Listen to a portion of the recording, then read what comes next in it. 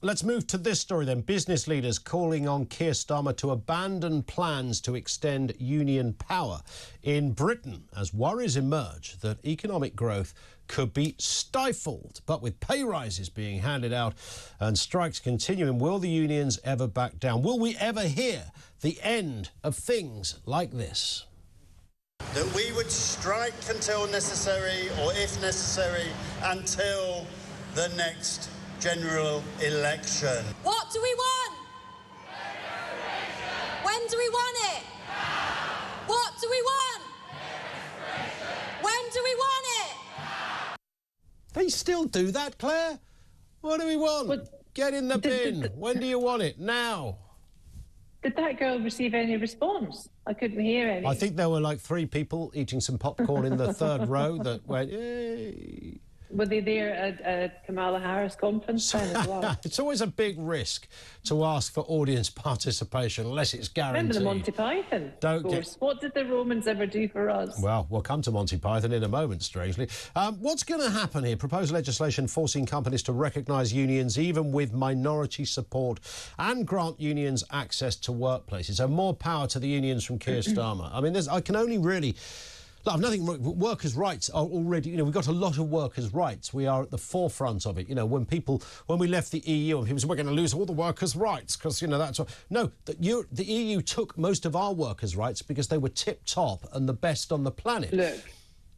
Look, OK, I am by no means a Labour supporter, and nor, to be fair, am I a Conservative supporter. However, I do think that taking care of people and the common good underpins society, and I think that is what is needed now.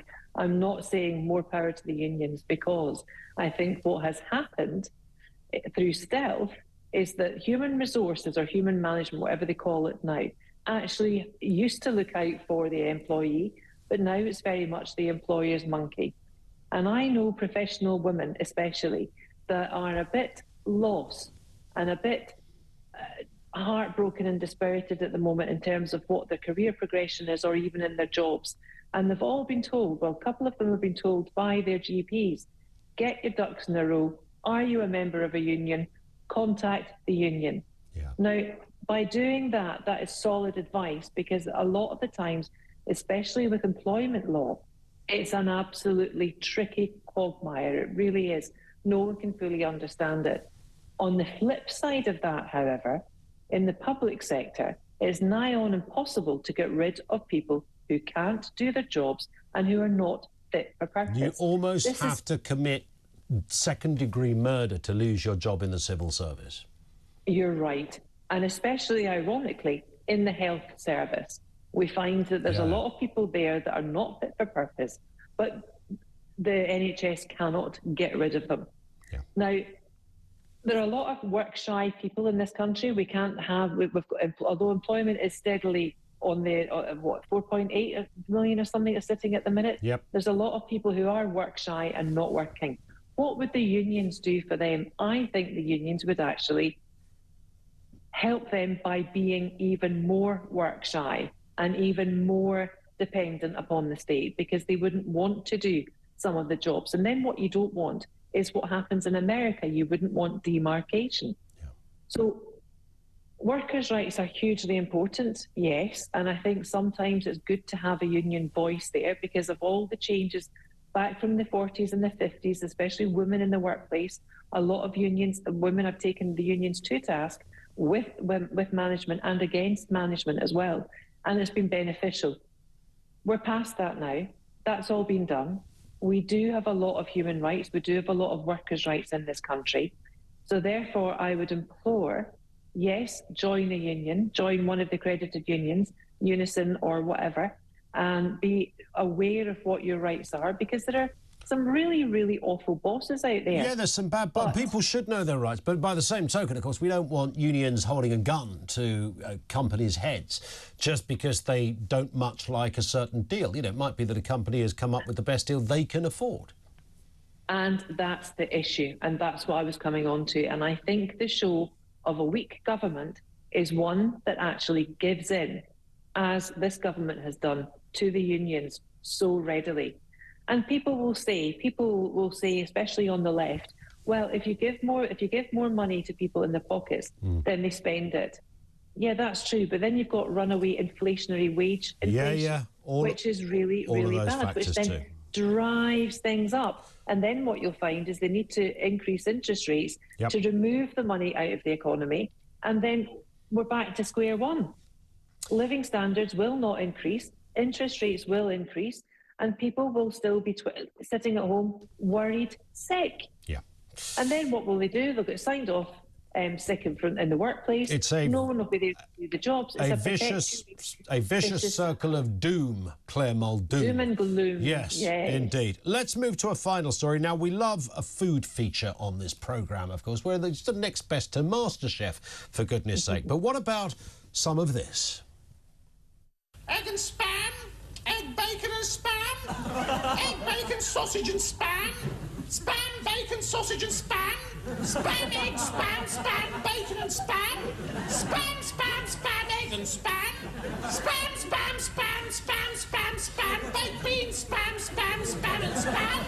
Oh, lobster thermidor, crevettes with Mornay sauce, garnished with truffle pate brandy and a fried egg on top and spam, of course. It's quite timely you mentioned Claire Monty Python earlier. There's the spam sketch. I think they eventually put that into a song as well, as I remember. And we mention this because we hear that just two slices of ham per day could raise your diabetes risk. With Corn-Fed Finn, our man, of course, who's one of our producers here, he's essentially sponsored by a ham company, OK? He eats so much ham. Oh, lovely. He is beginning to grow a little baby snout. I mean, that's how ham-based Finn is. Yeah. No, he's not. He loves his ham. I mean, ham and spam are slightly two different things, right? Look, Ian, spam's that gunk in a tin, right? The reason you're bringing this up is because it was a Cambridge study by Cambridge and then endorsed by Glasgow University that said you've got an increased risk of diabetes. I think it's 15% if you have 2 slices of processed ham a day. I think that's just awful. I think you need to look at who the research was sponsored by, and I think you'll find it might be sponsored by some vegetable company or something. I mean, because you look at Argentina and they eat meat going out, beautiful red meat all the time. Love a Fray Bentos, don't they? Ian, with a delicious Malbec, it's one of these things.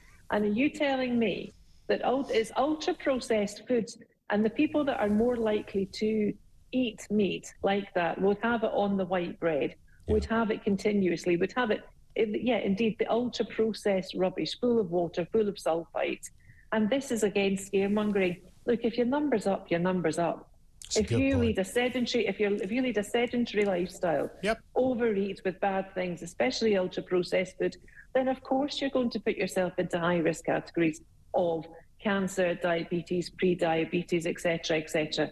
But the reality is, one life is too short, and bacon is absolutely delicious. It is, but spam is, when you turn that tin over on the spam. I've never had any spam I think as in my life. a kid at some point, I might have gone somewhere and somebody served it. You look at the sell-by date, it says something like 2039 on the back. And I think, what sort of kryptonite nonsense are they sticking in that tin?